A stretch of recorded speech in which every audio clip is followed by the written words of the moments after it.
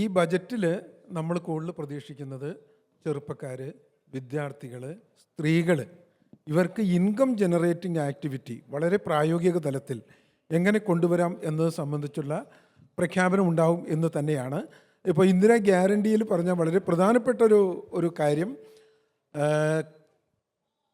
പലിശരഹിത വായ്പ കൊടുത്തുകൊണ്ട് പുതിയ സംരംഭകരെ ആകർഷിക്കും എന്നുള്ളതാണ്. ആ വഴിക്കുള്ള നല്ലൊരു നീക്കം എന്തായാലും ഈ ബജറ്റിലുണ്ടാവും എന്ന് തർക്കമില്ല. ഈ പുതിയ യങ്സ്റ്റേഴ്സിനെ സംബന്ധിച്ച് പുറത്തു പോകുന്നു എന്നുള്ളത് വലിയൊരു ഇഷ്യൂ ആണല്ലോ.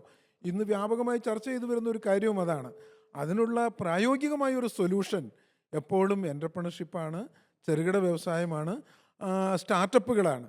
അപ്പോൾ അതിനെ ഫോക്കസ് ചെയ്തുകൊണ്ടായിരിക്കും ഈ ബഡ്ജറ്റ് എന്നുള്ളതാണ് പൂർണ്ണമായും നമ്മൾ പ്രതീക്ഷിക്കുന്നത്. പുറത്തു പോകുന്ന കാര്യത്തിൽ, ഈ പുറത്തു പോകുന്ന വിദ്യാർത്ഥികളുടെ കാര്യത്തിലും നേരത്തെ കാര്യങ്ങൾ പറഞ്ഞിട്ടുണ്ട്. വിദ്യാർത്ഥികൾ കൂട്ടത്തോടെ പോകുന്നു. പക്ഷേ അവർക്ക് ഇവിടെ തുടരാൻ മാത്രമല്ല, പുറത്ത് നല്ല വിദ്യാഭ്യാസത്തിന് പോയിക്കോട്ടെ, പക്ഷെ ഇവിടെ നിന്ന് എക്യുപ്ഡ് ആയിട്ട് പോകണം എന്നൊരു നിർദ്ദേശം കൂടി പറയാം. അപ്പോൾ ഇതിലൊരു ഒരു ഒരു ഭാവനയുണ്ട്, എങ്ങനെ വേണമെന്നുള്ള കാര്യത്തിൽ ഒരു ആലോചനയുണ്ട് എന്ന് വേണം കരുതാൻ. ഒരു സ്കില്ലിംഗ് വേണം, അത് വളരെ ഇമ്പോർട്ടൻ്റ് ആണ് എന്നുള്ളതാണ്.